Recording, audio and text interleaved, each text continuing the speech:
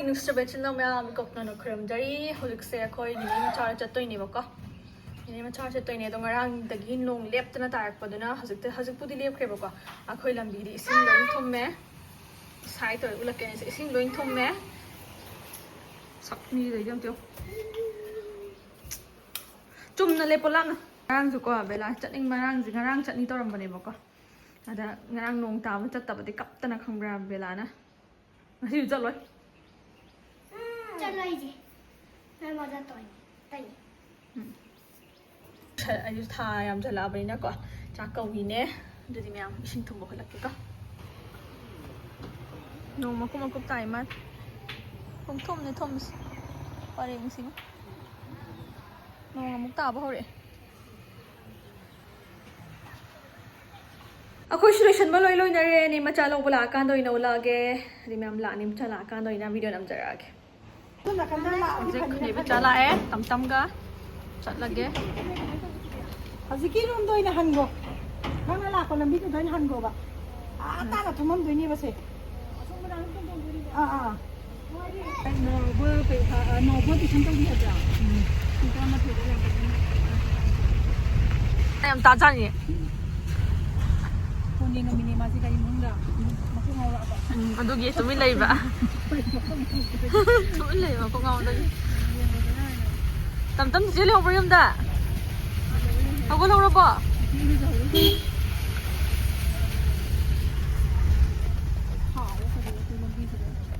ꯌꯥꯗꯣꯔꯤꯕꯣ ꯂꯣꯏ ꯄꯥꯊꯣꯛꯑꯦ ꯂꯣꯝꯗꯩ ꯂꯥꯛꯇ꯭ꯔꯦꯕꯀꯣ ꯃꯌꯥꯝ ꯑꯃꯨꯛ ꯂꯣꯏ ꯊꯨꯝꯃꯝꯅꯤꯅ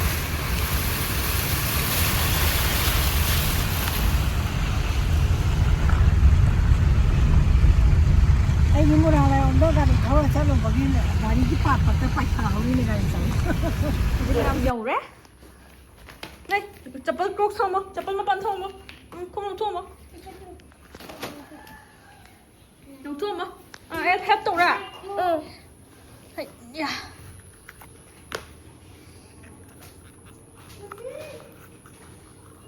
ꯑꯗꯨ ꯆꯦ ꯅꯨꯡꯁꯤꯕ꯭ꯔꯥ ꯉꯥꯎꯁꯟꯅꯕ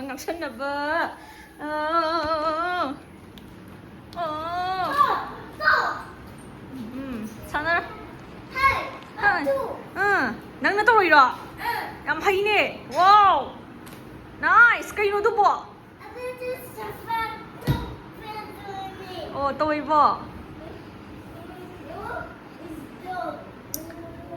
ꯃꯌꯥꯝ ꯍꯧꯖꯤꯛ ꯌꯧꯔꯦ ꯅꯦꯕꯤ ꯆꯥꯏꯗ ꯅꯦ ꯆꯧꯕꯤꯗꯤ ꯃꯣꯏ ꯊꯣꯛꯂꯤ ꯏꯅꯥꯎꯄꯥ ꯑꯃ ꯇꯨꯏꯁꯟ ꯇꯧꯕ ꯑꯗꯨꯒꯤ ꯊꯦꯡꯉꯦ ꯍꯥꯏꯗꯤ ꯃꯌꯥꯝ ꯉꯥꯛꯇꯪ ꯋꯥꯔꯤ ꯁꯥꯟꯅꯈꯤꯒꯦ ꯂꯥꯛꯄꯒꯤ ꯑꯗꯨꯝ ꯚꯤꯗꯤꯑꯣ ꯃꯇꯦꯛ ꯃꯇꯦꯛ ꯎꯠꯆꯔꯛꯀꯦ ꯇꯝꯇꯝ ꯏꯆꯦ ꯅꯨꯡꯁꯤꯕ꯭ꯔꯣ ꯅꯨꯡꯁꯤꯕ꯭ꯔꯣ ꯀꯌꯥꯝ ꯅꯨꯡꯁꯤꯒꯦ ꯈꯨꯠ ꯇꯝꯃꯣ ꯈꯤꯇꯪ ꯂꯣ ꯃꯌꯥꯝ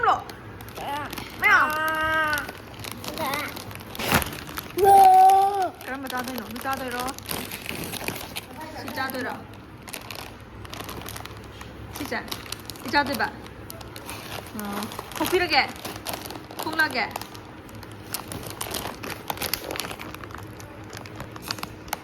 nếu 저기 아따한 거 맞자. 짜라 하버린 게 사강 와 짜라. 야미 mukbang tar mukbang. 와우. mukbang. Mèo thầm má lệ. Hai mèo hay rồi. Hai mèo. Ngọc Xuân này ta. Để xe lấy ra. Mà ngay đi iru cái đá nó thô lên. Mà đi ям cháo nó uza bako ai đi chắc tắc pick nổi mà anh ngon đây hiện là cháo rồi. Xem ngồi nè. Tam Ronaldo na kumain daw ba? Do it! May Ronaldo fan nga taga may size. Messi na kumain daw ba? Messi na di. Messi na kumain daw ba? Ano kumain daw ba?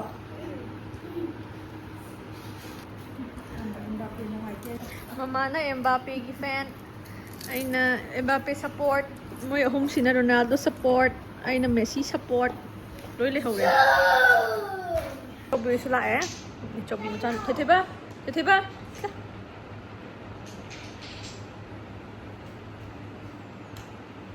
Hai nhau không? Thấy rồi. Hai mà làm. Ấy lại á. Hai là Mình dừng tầm tắm. tâm tâm. Ăn cái tara kìa. Breakfast à? Không. Mang breakfast tốt rồi. Maggie ga. Sa con na yan ba? Wow. Nang di. Tandem sila. No. Si Agi breakfast mas lay re.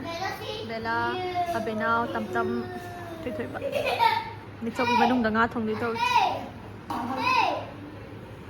Mamang da su hingon lay ba ko. Dum hi ulakke mamang gi video da budi uba mi yawram utkra bane ba ko.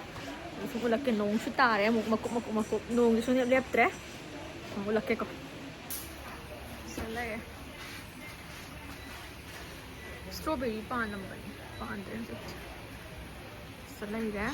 Tumuto na mo isa. Hainaw siyang na.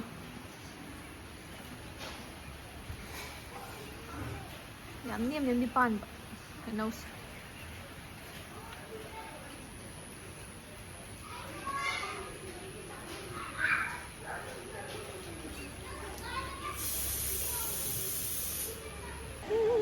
Ang tasok ba? Xong rồi sẽ lấy yên chút rồi mẹ cũng là cái con lấy không bao nhiêu sao mà rồi sẽ lấy đấy rồi mà hình nông cũng cứ cặp ba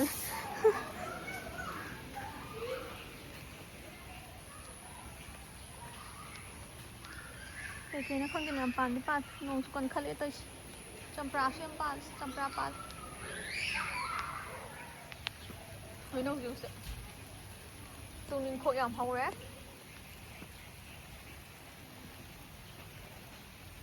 saugri maroi nushi hidak cái này gì nắm tới lấy làm gì mẹ em gì nắm tới lấy làm gì hà gì lấy gì này bố nắm tới lấy làm gì yên đêm Siang pala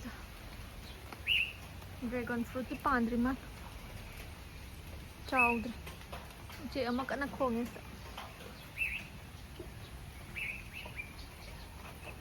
mamang na buki mamang sulak ya maning gidi lay ista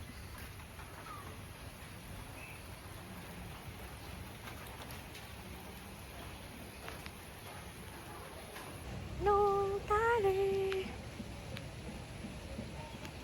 nó số tao có cái này nó chỉ bốc thù mình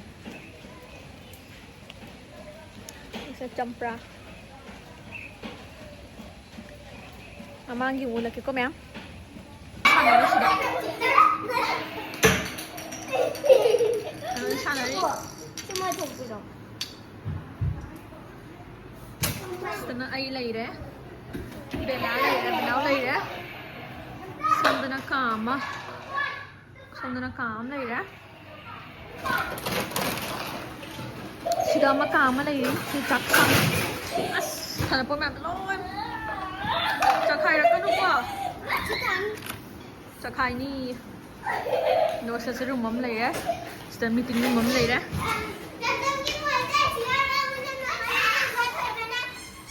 mà mua ra mess này đấy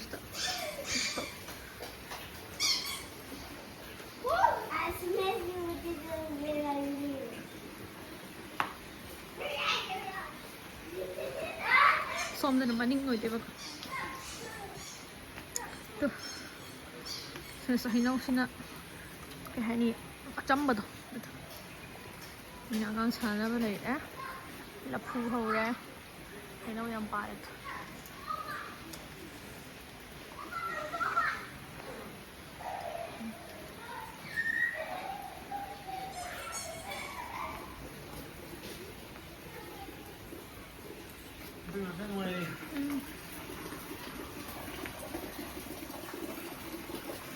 nuông thì cái này liệp thì nhỉ xin không 먹으려 고 그래 durian đó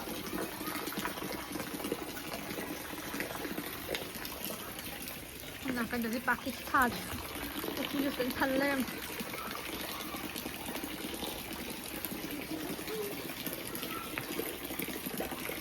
lay kabuk lay mandi habra kabuk lay dinna tagam tawun sis silay ka phai gong sila kana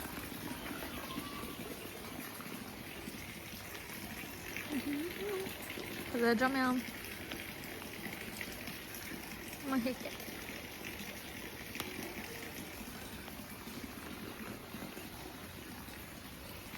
cái lấy sự hồi mang nó xem mà hay nợ cái nó là phơi pa để xuống biết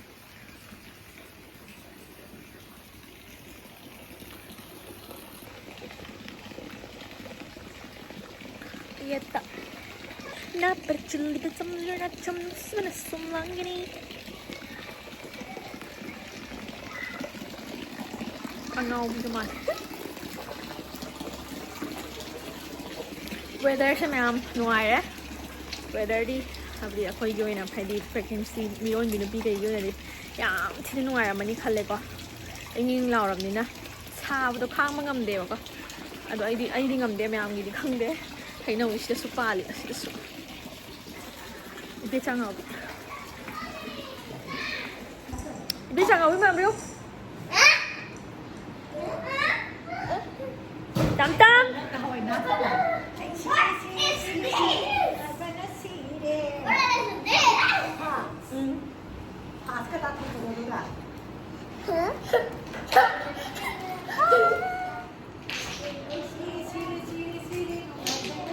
Nông ai ba phở đã xin xuất bẹt đâu. Yes.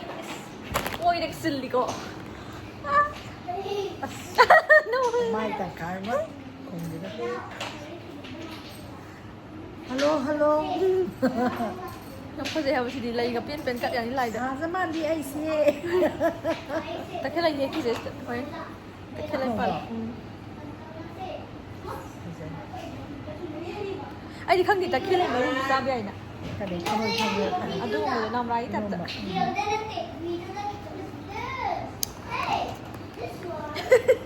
Ở bên mà nó video làm đi đi.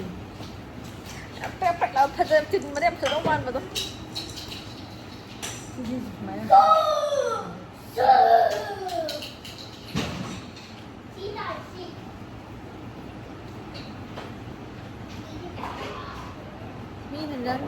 Mina video là nang nghe là Angang Mayamdi.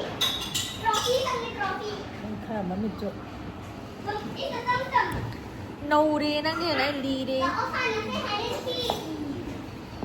Mayam nga thong bông ulak ke ko ne cho bit. Thong ni bane. Yen thong ba di loi ya. Mai ji ha di yang pik pani na lai cho sin ba da ta tik em tong tong.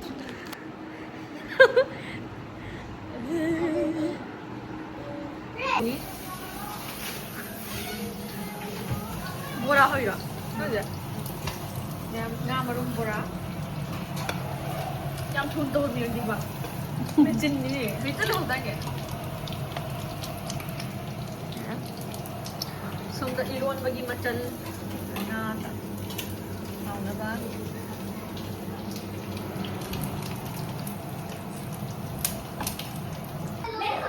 Now khoi ne bisa machin manau da ningon da khai phajabi.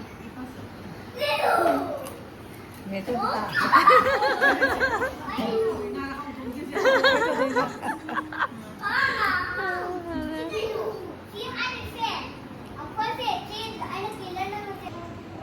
Mayam hojik angang ge chak pi thokture. Mo ha bi thok kha yen thong ba ka. Nào ba. Hai em tu. Phải mua đâu nữa nè. Anh muốn đây lo em chào cái mối gì mẹ anh là bầm đàn à anh là cái đâu đàn à pu đàn à anh tôi làm mình hơi tiếng ấy được siêu sao thì pin trúc pin kêu siêu ấy nè mà siêu đấy anh đi là giàu làm mình này khăn rồi siêu môi mẹ môi trúc ra đấy cái này gì anh là bầm ý đi vào đâu mà chị Puondana, puondana. Ano hay tiyan mo. Noi moi taruk tare se. Mai maning tham ha bodyguard. Aduga now body yen ja adre madi panthau da changre ma. Mamana panthoda namna thadin yudagi ma rian chadaba hinagre mẹ mới chắc sai ulak mà tầm sẽ in rồi phong chị tôi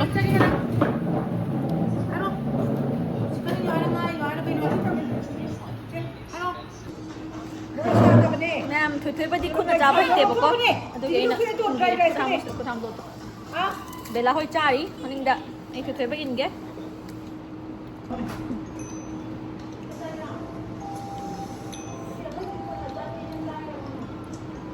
hao ra Mana mau dicabut?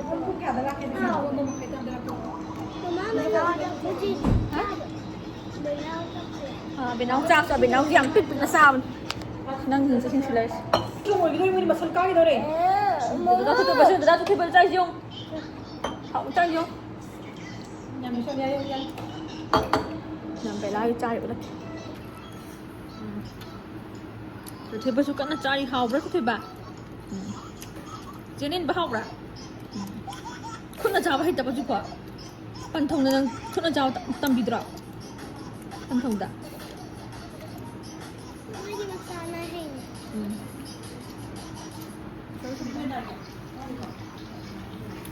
เวลาจักจับเลยกี่ตัวเนี่ยถ้าเป็นน้องเลยกี่ตัวเนี่ยสิดิ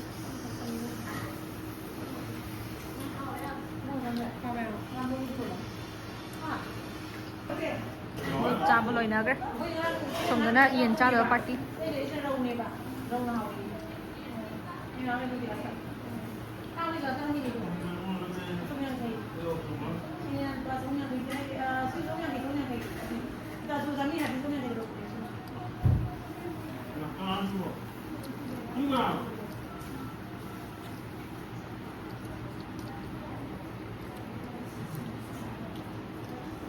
hao rất về là yên thông có học rồi bên nó học rồi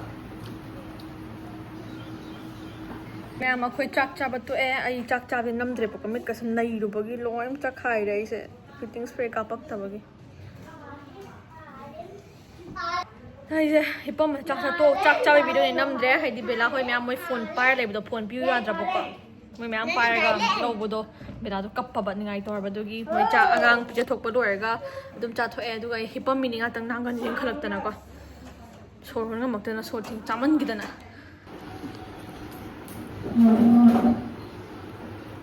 Oke, kamu cari moi. Học bất ba. Tàng đứa nào cũng phải tàng đứa nào tàng nó không mang đâu giàu mà, không phải giàu không phải giàu. Giàu không nào.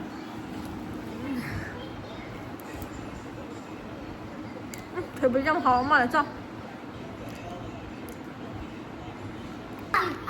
Này nuôi đi finish.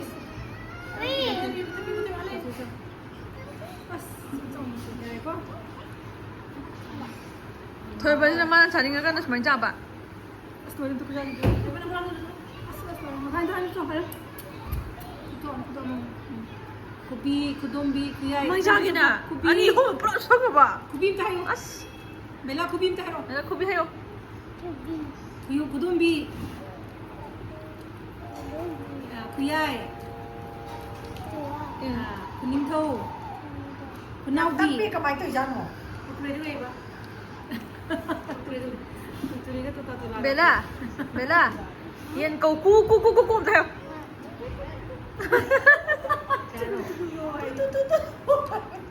Kau hay saya tu. Ayahnya, Abenaosu panak ko ini tapi dia ni kayo. Pujayan tu ini pa. Abenaosu kan di pujayan tahu lah. Ayahnya. Dịch mèo. Angang cái chăn này đi, mà hơi xu. Nói tao đi. Ôi chăn này đi bao con. City ma'am. Mi xem tổng là đây này. What's in my bag? Khana, hát gì xịa. Ai cái bag tới cái dầu gì. Nói tao xem ma'am hay gì. Ai nè pù đâu có thắp bắc lấy trẹp. Nhưng ma'am chăn này á. Dạ gần ô. Xin có ma'am. Kem tông yêu tầm này, anh sẽ xí cái bag, xí đó pui sẽ là đúng bag hành trình, hay là cái bag manga lại cái tara lại cái, đúng pui bag, đúng oi đôi này bao quát, han bagi jeep, xí đó, rồi sẽ, max, ole, xí đó hap hai si hap chaloi ma si hap chaloi si si ana pi ba papan puri om buke yang burak pani ai mi na pirak pa mam si da sila marks ani yaw re me ai hostel chat pa khat pa pagi aduga guni sida khoi no aina haidi sum chain chat pa ka dum hap pa ko cha dia dam na hauji oina duga tai ka yaw re ma pen ani sina ai fo haidi adum kai main ma khot pa kai adum I ba khot pa tarak pa do da sina I oning da na guni mukat kan oning ko yaw ai ba pa do oning da na ba si han ba is lai re duka tissue napkin ni dum hape habdi khut tai thong ba mo nang ba duga wet wipe su hape ba ko duga sidi purak tre hadi tissue paper yaw di hai na ko lumme ba duka aigi wallet hape duga Vaseline nama dum hape aduga sibudi dum hapte charger ne bi charger lak pagi dum hen ba hap chalak pane ba ko charger sibudi charge to haidi loira akan tong na ba na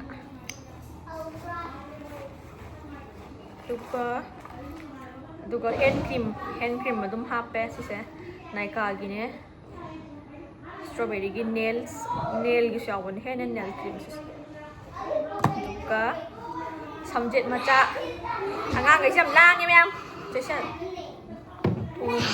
lang kan hap ni ko samjet macha dum hape duga mirror esa si mirror jam no am ni si se ka whisky mama na gift tok pane bok ai nungai si se dum sin na ba chok thok pi piction bi ya ba duga sina inhaler spray na kanot no spray nasal spray sinus ki hana pish kasan mu dum si dum ha pa sin dare mu phuna ton kat kan phule ba ko chi aga da sin na phaye duga perfume judio gi si sam si ban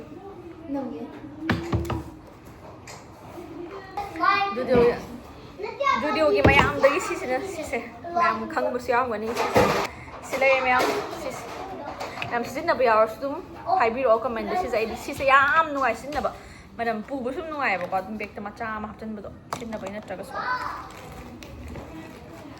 aduga big sama wat pe adre kok chicken bagi tai bagi ko sinus lai bagi si ani si madi edum ai hape aduga lipstick kama aduga sampha bim ga chok ke ma sam sini ma'am tai kai wali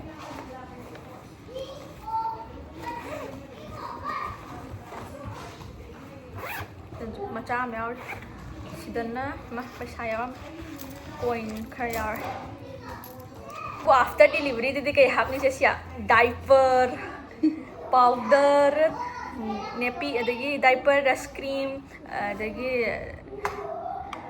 adu banga tawni hapani ngang machi mayung seng na ba lipstick ka haptana munjien ka haptana tori di bag chow da diaper bag oina pura ani ma'am sini akong bahay bula ko se tu si khatane bag ta in hapa du wet wipe su hapa ne ba ado wet wipe ti am hap yaw hap ta biaw du ising bottle lamaga sidi yum doina lakpan habadi cha thokpa haidi ne ba chaw da leibane ising thakningai su leire aduga wet wipe sinna ba ma thok ta da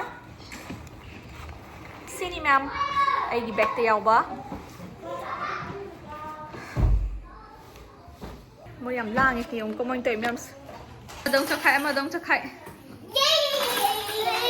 Bella Nungaire bro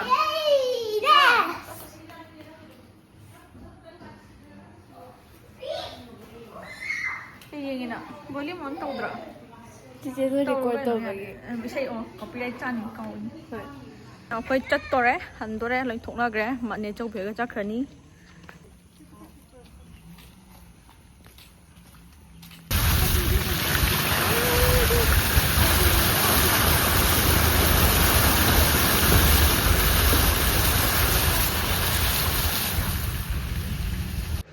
yum yore mayam yum yor kan akhoi dukan mang akhoi yum mang dukan am leibodo da but leiona belana leiri abenau gi di leibo ko da mai leitabagi ising thumbodu da but tong ni harba benauna da mai shu leiona leiri ni mayam ge chalo yenge gari la kani ko atan chakki kya no ne chiba ko yum yore but leibodagi ma ising thira kum gi dor